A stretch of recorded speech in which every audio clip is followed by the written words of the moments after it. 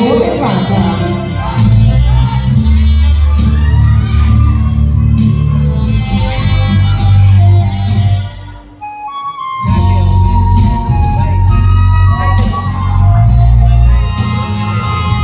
Zoe Cameron, Taguban Extension.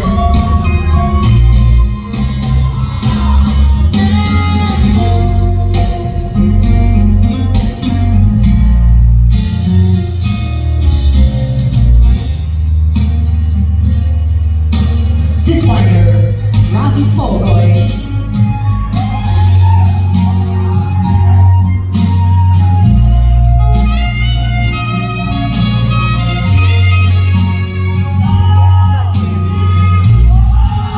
Gia Ordonez, Dapitan.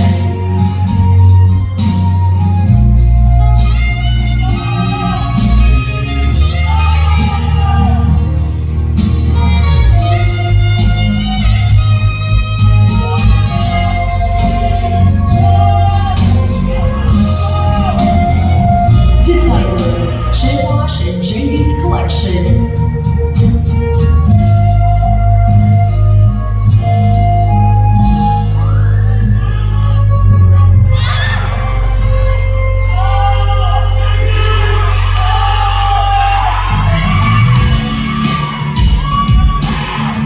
Mariah Janessa Barangay, Espanya.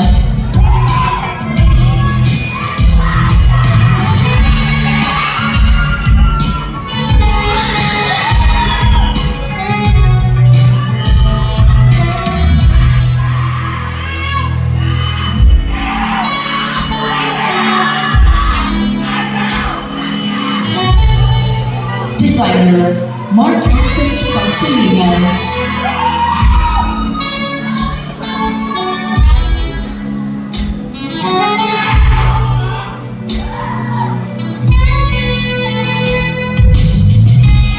Chanel Ray Manuel, Cadillac.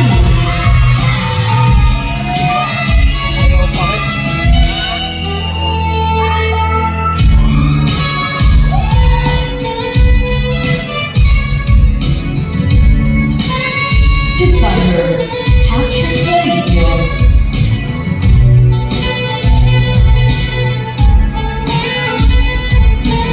Matipat ka na lang ba?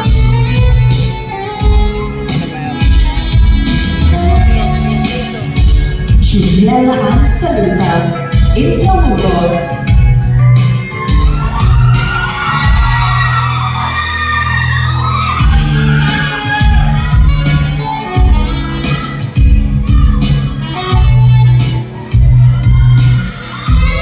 Designer, Shane Kalatigan.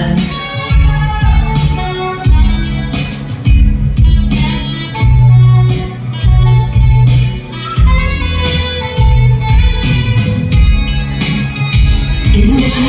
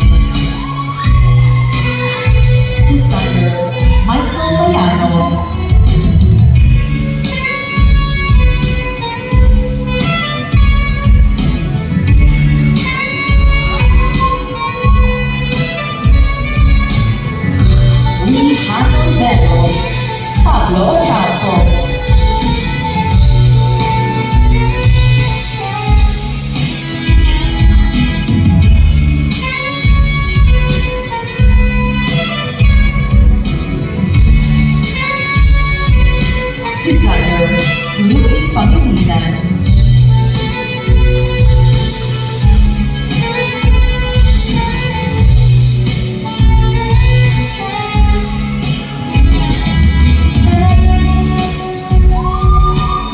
Giselle Sorneto, Pag-asa Extension.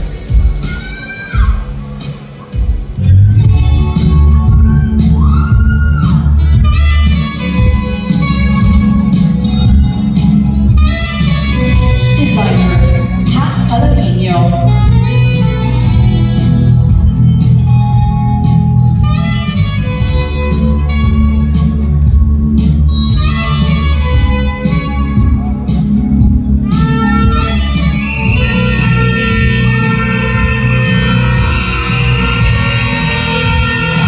Beatriz Santos, Pagdaka.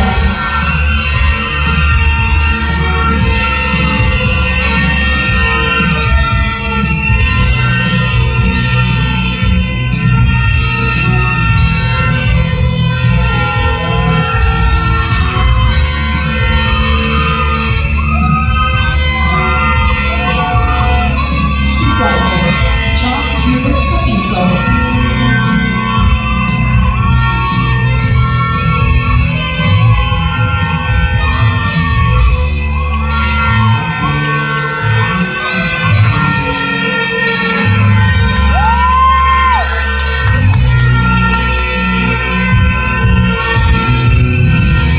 Shakira Rose Hico, Recto.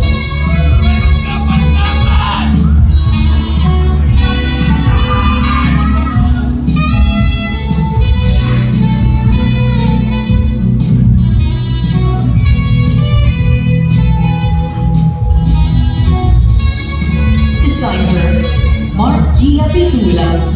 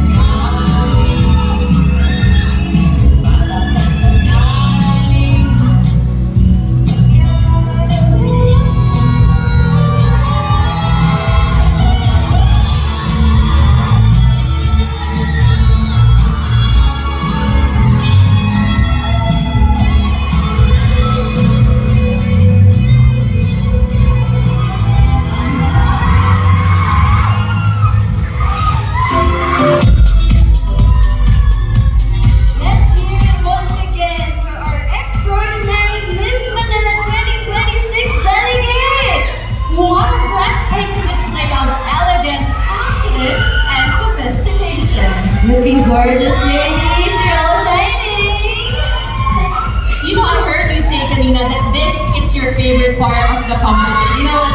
It really is, Adisa. I love gowns. Okay, my sister is actually a fashion designer. Fun fact. And speaking of designers, I want to give a huge shout out to Steph Tan for this beautiful dress. And for my glam team, Marvin and Valerie, thank you for making me beautiful tonight. Of course, I'm also going to take the chance. This gown is made by Anthony Ramirez, also styled by AJ Alberta. And for the makeup, Studio 24C, my stylist team, I love you guys. You guys are amazing. Ladies, congrats again. You did amazing. Really nice walk. Grabe yung mga dress, oh. Shining, shimmering. It's all beautiful. And you know what I love? They're wearing the Filipiniana na panadjong. It's That's true. an homage to our culture. That's true. We have to give a moment for the amazing designers. We have to recognize them.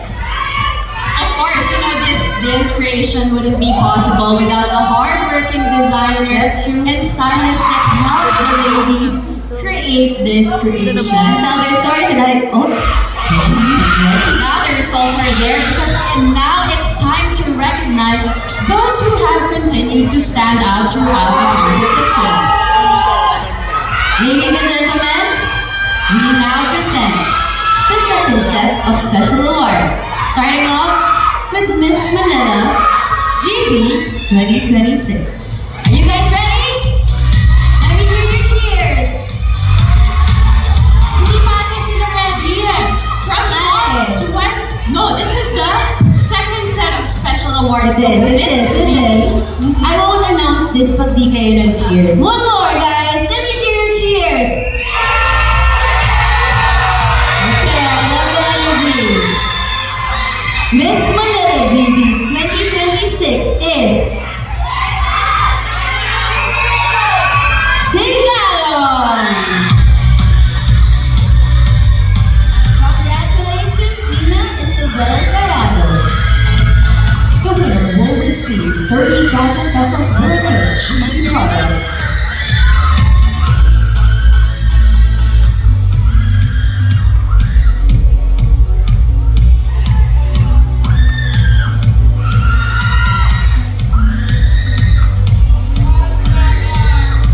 It is now time to announce the lady who exuded grace, sophistication, and elegance. Let us announce our best and evening gown. Best and evening gown is Pandapan.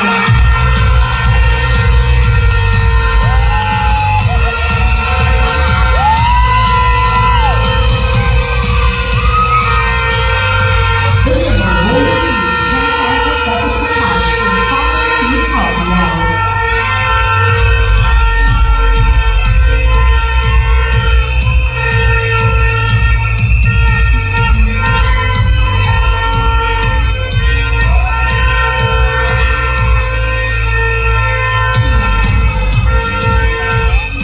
Congratulations again to all of our award recipients. Let's give all our delegates another well-deserved round of applause, everyone. And now it's time. Let's back to Marco, who's standing by with more highlights from the celebration. Marco, take it away. Yeah, thank you so much, Atisa and Mikey. And of course, congratulations to our second set of special awards. If tonight has shown us anything, it's that Manila is home to remarkable women who continue to inspire in many ways. And after that evening gown presentation, we are still in awe. The competition continues, and the excitement keeps building. So now, it's all back to the main stage. Samahan niyo ako. Alright. Metropolitan Theater, we've celebrated beauty. We've witnessed confidence. But tonight, with the journey, even become more exciting. And oh, Marco, you are so fast. Okay, but nag-teleport bigla. So now all of our anticipation is building up.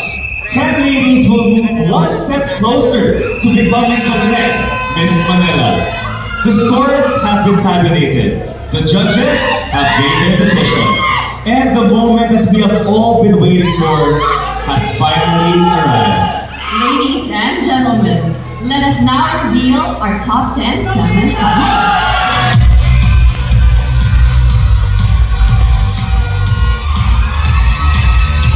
Starting off with the winner of our People's Choice Award, who gets an automatic place in the top 10, voted by the public via Cess Protect, Miss Manila 2026 official tabulation partner. And she is Recto Shaina Rose Ito.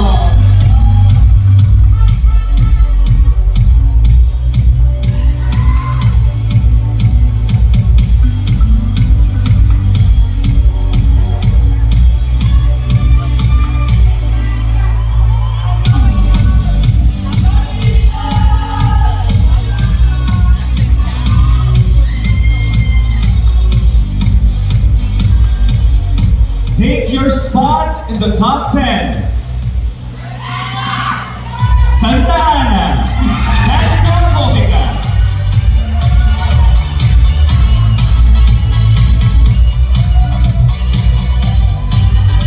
You may now take a deep breath.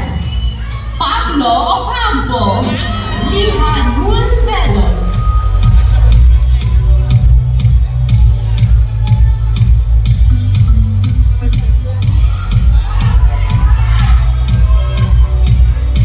You are one step closer to the crown. The Hupan Extension. Zoe Cameron.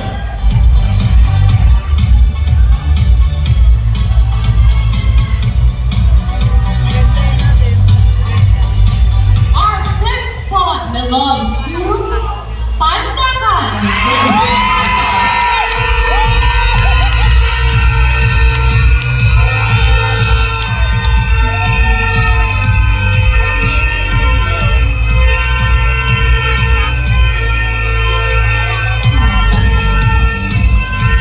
And the next spot is yours. Intramuros. Juliel Ann Saluta.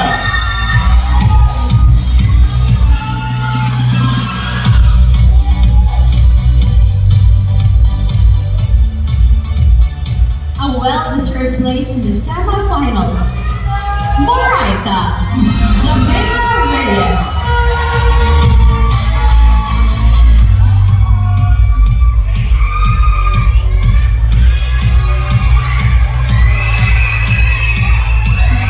And now 3 spots left. Take your spot. Balik. Monique Angelica Santos.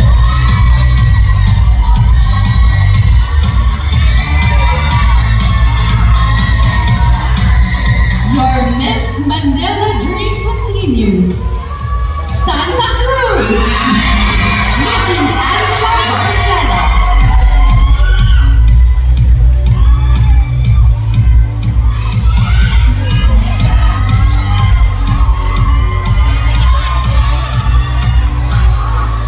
And now completing our top 10. Last but not the least.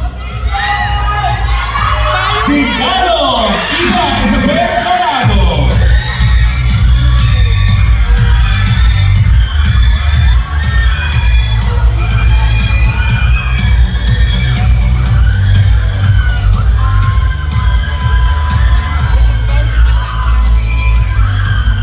And once again, congratulations to our top 10 finalists. And to those whose journey ends tonight, thank you for proudly representing your communities and embodying the spirit of modern Manileña. Top 10, let's give a proud round of applause to your fellow candidates.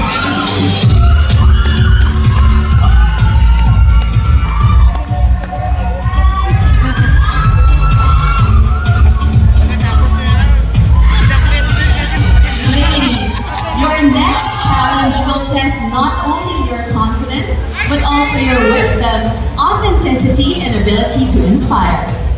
You will each pick a piece of paper from the bowl for your question. Do we have the bowl? after Mark and I read each question, each candidate will be given 4 to 5 seconds to answer the question.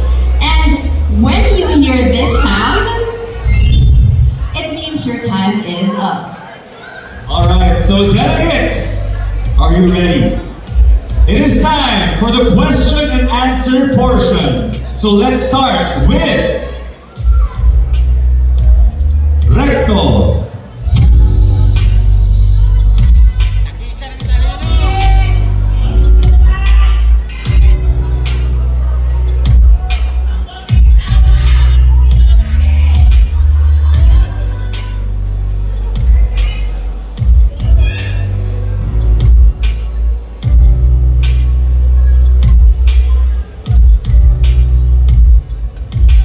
Okay, your question is, if you were appointed tourism ambassador for 1 year, what would be the very first project that you would launch to make Manila more vibrant, welcoming, and globally competitive? Do you want me to repeat the question? If you were appointed tourism ambassador for 1 year, what would be the very first project that you would launch to make Manila more vibrant, welcoming, and globally competitive? If I were to be the tourism ambassador, the first thing that I will do is to expand the education for our children.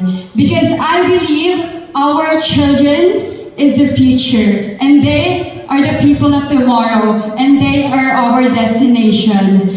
And with that, Manila, maraming salamat po and thank you so much for giving me an opportunity to inspire others, to give hope, and to be one of the ambassadors of the next Miss Manila 2026. Manila, God first, thank you.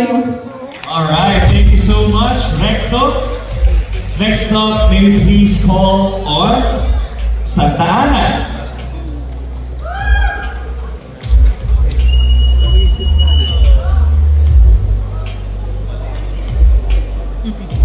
And you know her answer, Miss Recto? You can never go wrong with education. Education true. really helps uplift a community. Yes, I agree. Hello, Miss Santa Ana. Please pick your question.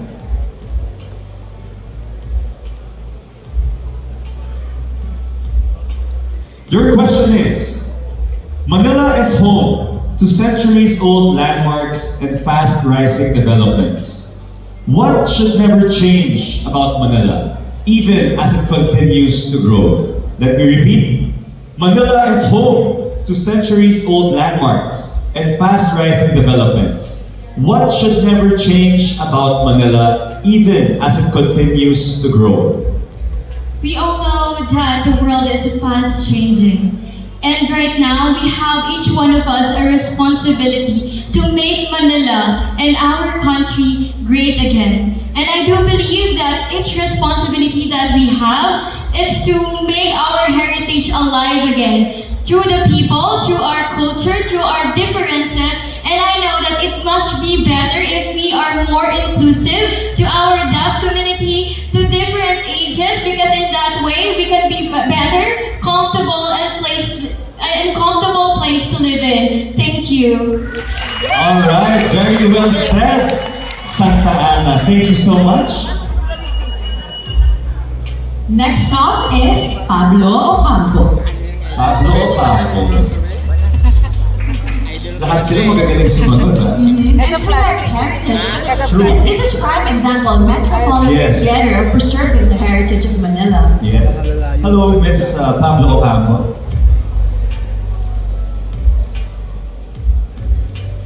If you could introduce one innovative idea from another city to improve life in Manila, what would it be?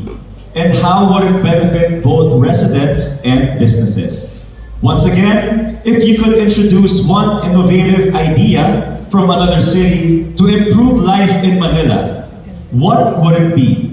And how would it benefit both residents and businesses? Manila is rich for its culture, history, and it's for diverse people. And if I would make an innovate, I feel like I would advocate for heritage hub incubators and as someone who's always deeply appreciative for our culture, I would like to work with Renacimiento Manila, which they preserve the heritage houses, and I would love to help our Titicam and Renacimiento to help our youth. And also, as a modern Manilena, I aim to be an inspiration for the youth and as well as providing an innovative idea for our Manila. Thank you. Alright, thank you so much, Pablo Ocampo. And next up, may we please call on Dagupan Extension, Zoe Cameron. Hi Zoe, how do you feel today? I'm feeling really good today. I think I heard one of my fans screaming their lungs out. Over there in the audience, hello and good evening to everyone. Alright, please pick your question.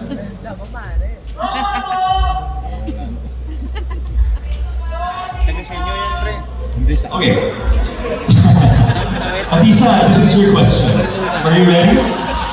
Born ready. Okay, keeping Manila clean is everyone's responsibility.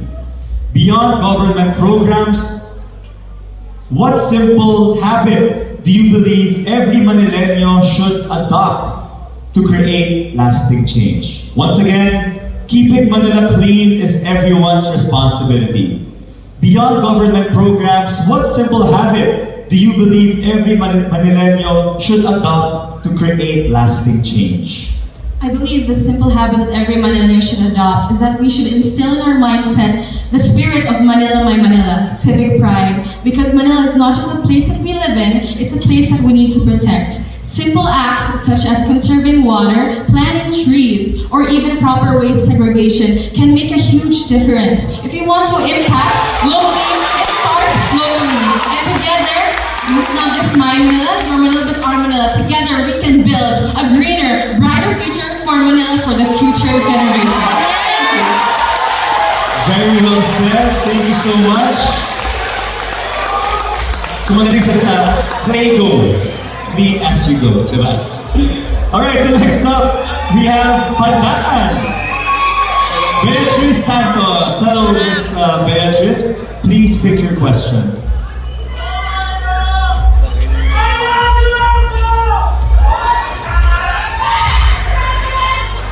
I love you too. Okay. Manila has welcomed dreamers from every corner of the Philippines. What responsibility does this city have to those who come here chasing a better future? Once again, Manila has welcomed dreamers from every corner of the Philippines. What responsibility does the city have to those who come here chasing for a better future? We often hear the words, makikipagsapalaran ako sa Maynila. Because I believe that Manila is a gateway of our dreams. Dito nagsisimula ang lahat. Ako bilang estudyante noon, dito rin ako nagsimula ng harap. At ngayon, happy ako na nandito ako sa stage, nandito ako sa Miss Manila. Thank you. Alright, thank you so much. Pantakan, Miss Beatrice Santos. Up next is Miss Intramuros. Wow, dami fans ni Miss Intramuros. Do you want to give a shout out to all your fans?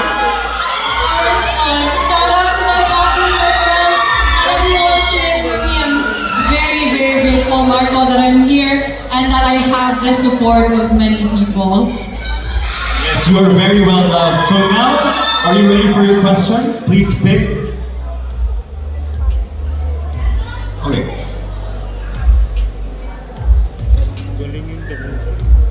Escolta, Quiapo, Intramuros, and Binondo each tell a different chapter of Manila's history. Why is preserving heritage just as important as building modern cities? Once again, Escolta, Quiapo, Intramuros, and Binondo each tell a different chapter of Manila's history. Why is preserving heritage just as important as building modern cities?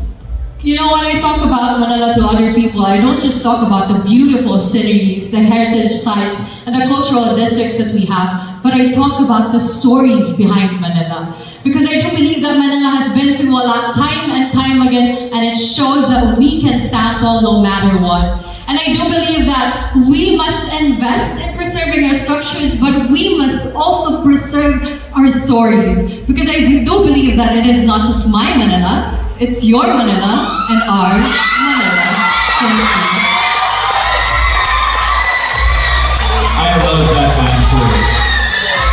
It's everyone's Manila. Every Filipino's Manila, and not just Filipinos, but sa buong mundo. Manila is open to everyone. Hi, Miss Morales. Hello, Ms. Miranda. Please pick your question.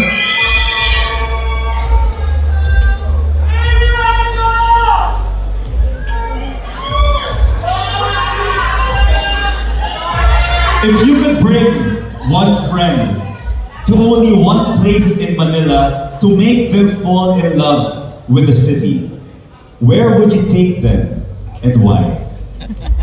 Once again, if you could bring one friend to only one place in Manila to make them fall in love with the city, where would you take them and why?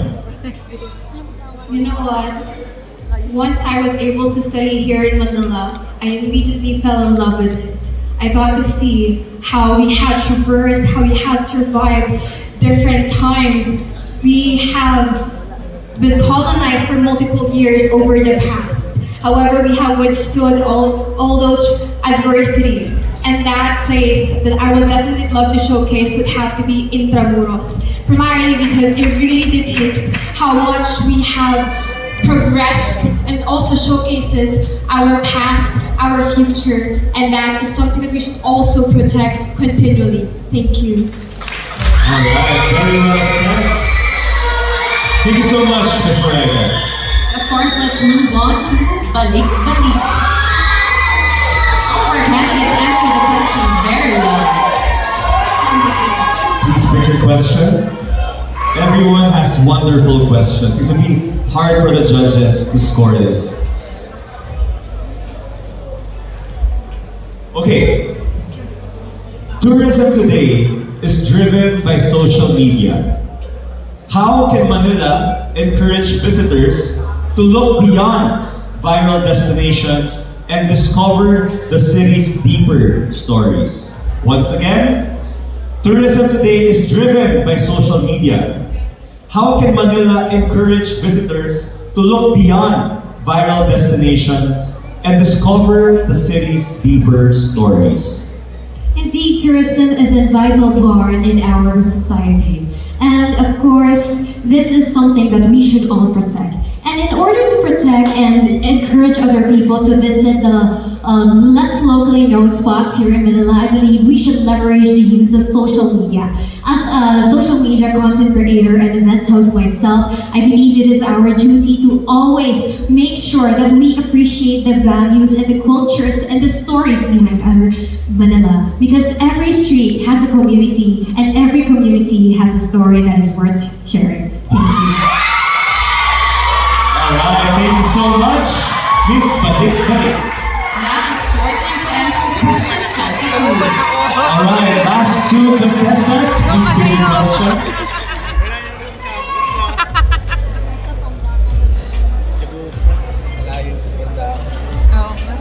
Binondo is known as the world's oldest Chinatown and one of Manila's greatest culinary destinations. What does food reveal about the identity of a city?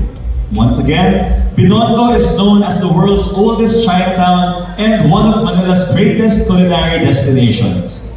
What does food reveal about the identity of a city? It reveals the identity of our city because it is part of our culture and tradition. We have a lot of food in the Philippines, and one thing that I'm really proud of is halo-halo. You know why? Because it has a lot of distinct mix and flavor. And just like Manila, we are diverse but we are united. And just like me, I would like to be an inspiration to others and create a difference and create an impact to other people, just like halo-halo. Thank you and good evening. One more question. Saan ang best halo-halo sa Manila? Probably in Binondo as well. I've Binondo. been there, Marco. You've been Okay. there. Actually, hindi pa. Who can take me to Binondo? Nung bata ako, nakapunta na ako ng Binondo, but recently, hindi pa. Halo-halo? G? G. Okay, let's go. Thank you, Sir. Thank you so much. Now it's time to answer your question, Singalo.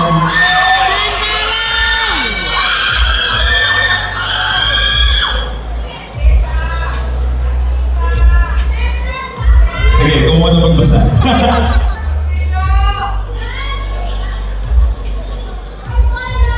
A city's greatest landmark isn't always a building. In your opinion, who are the true icons of Manila? Once again, a city's greatest landmark isn't always a building. In your opinion, who are the true icons of Manila? I believe that the true icons of Manila are its people, we Manileños. For the past 4 years of living here in Manila, I met the most amazing people who still found ways to help other people despite having so little themselves. And that is why I want to share this story to the entire city, if not the entire country, because this is the real Manila, my Manila and our Manila. Thank you.